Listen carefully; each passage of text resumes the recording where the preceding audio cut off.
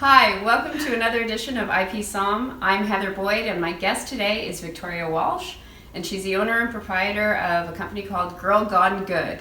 Victoria, why don't you tell us a little bit about yourself? So I run a website called girlgonegood.com. It's all focused on wellness and wilderness. I like to share my hiking adventures with everyone in the Ottawa area and beyond, really just encouraging everyone to get outdoors and, maybe it'll better our health along the way. We've done some hiking together, haven't we? Yeah, a few. And we always have a great time. So would you consider yourself an influencer? Because you've got a pretty good following on Instagram and on your website and stuff.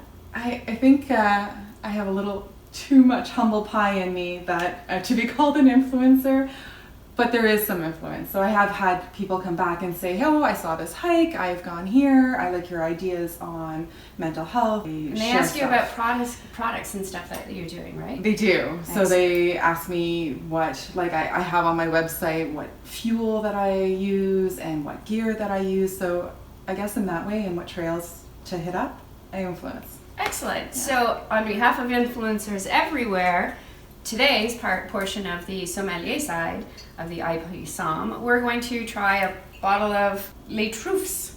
I don't know, Truffes Mousseau. So this is the first time I've ever opened a bottle of sparkling wine or champagne or anything for IP Somm, so I thought I'd show you how to do it. I just used a knife to open the metal foil on the outside. So you remove the metal foil on the outside. And then you see underneath it there's a cage. And the reason why they cage the cork for sparkling wines is because obviously it's filled with carbon dioxide.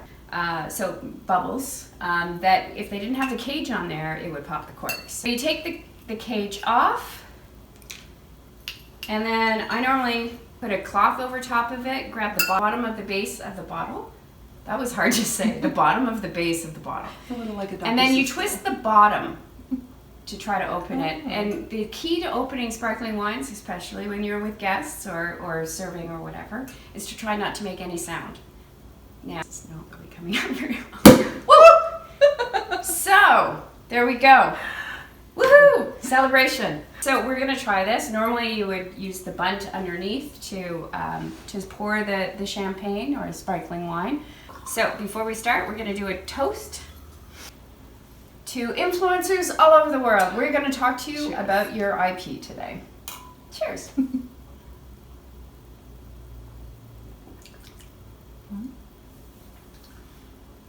I could deal. It's lovely. All right.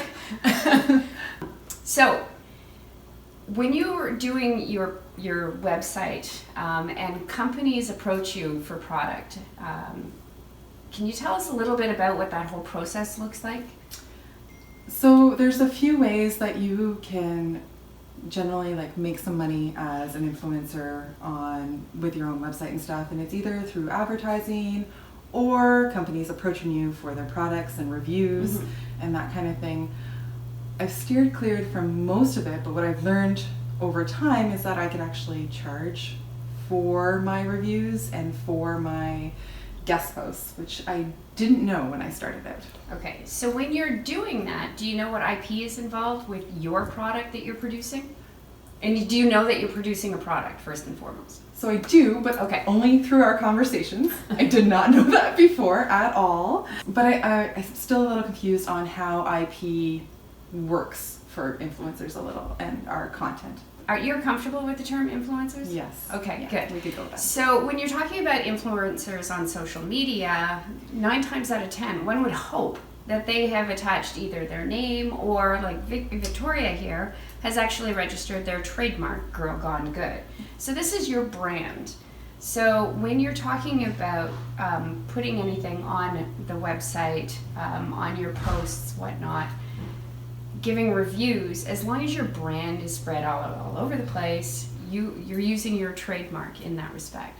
So it protects your identity. And then the people that are sending you products to promote, basically you're an extra ad agency for them.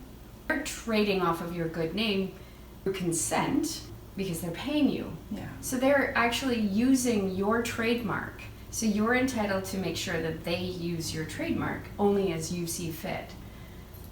When you're creating your blog or any promotional materials or whatnot for those products as well, you have copyright in the content of the information that you're using. So that means somebody can't take your picture that you've taken from on top of a mountain and use that to promote their products. They can't take what you've written in an article to promote somebody else's product and use that without having gotten consent from you or actually paying you for those things. Yeah, and I've actually had a few instances kind of like that. So I found a lot of times a lot of influencers who run their own websites and also use social media like Instagram will get approached by different companies if you use their products and you tag them a lot, and they'll ask us if they could use our pictures in their promotions. So then usually you can, and I've kind of learned over time that it's my decision on whether I want to say yes, but I charge this amount of fee for my pictures, or yes, as long as I'm accredited and my Trademark goes along with it. Yeah. So basically what she's saying is, for any Instagrammers out there, influencers, if you're promoting somebody else's products and they approach you to use your materials, make sure that if you have a trademark, that they use your trademark in the promotion of those, whatever you've developed in terms of product. Like a good example is wearing, I don't know, like a local business designs toques, and this is a good example because it happened just 2 days ago. Oh, good. Yeah. And I love promoting local business, so I use local business products all the time in my pictures. Now, if I'm wearing their toque and they want to use that in part of their promotions, it's mutually beneficial. I can't even say that. A relationship. And I say yes, as long as my trademark goes along with it, so that we benefit from each other's advertising platforms. So let's talk about tips that influencers can use to potentially get companies to buy into them promoting for them.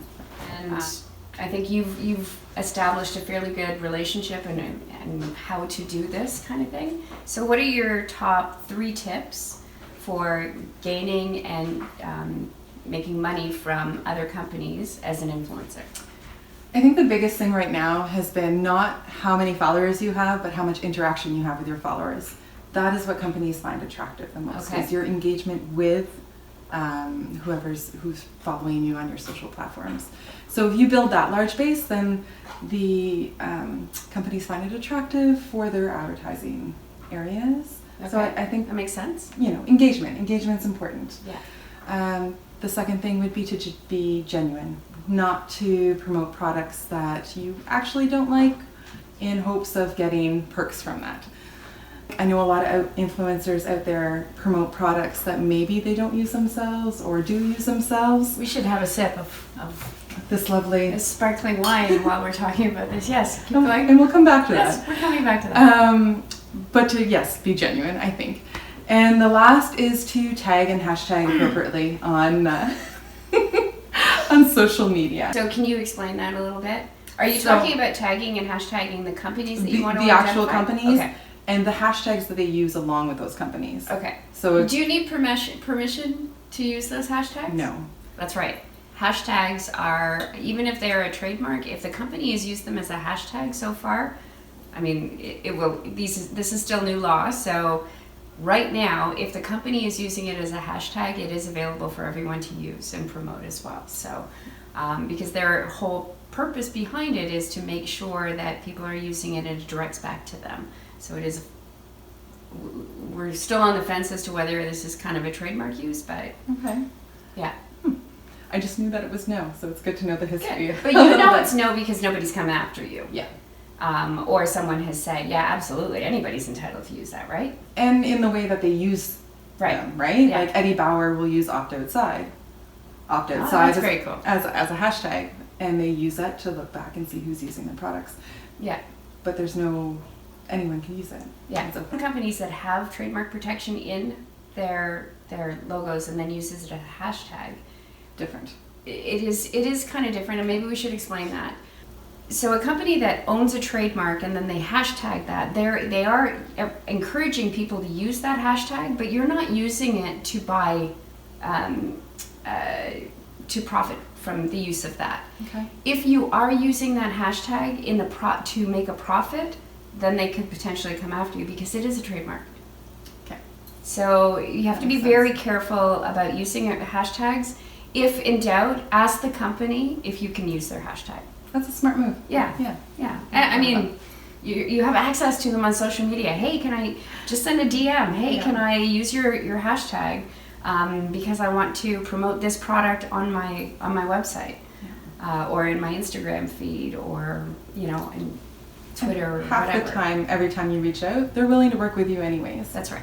So it's mutual. So I think that should be another tip as well. Reach out to the company that you want to approach and say, hey, I'm going to be promoting this, just letting you know, and maybe they'll follow you. Maybe then they will call you back to ask you to continue to promote and based on your interactions and everything else that they see. I wanted to kind of go back to the authentic thing, being genuine. That's true in business as well. So genuine businesses look for authentic people to basically sell their wares. And I think the best influence you can be is to be honest. So with that, we're going to be honest with you and tell you that This is not good. influencers sometimes hide behind filters or they Photoshop before they put them on. Yeah. So this, I can't even call it wine. It's kind of sludge. It's 11:55. I don't know where it came from. It was in my wine cellar, and it's not good. But we're still going to cheer you with that. Cheers. Remember, we're not lawyers. We're just here to sip and talk IP. Perfect. Cheers. Thanks.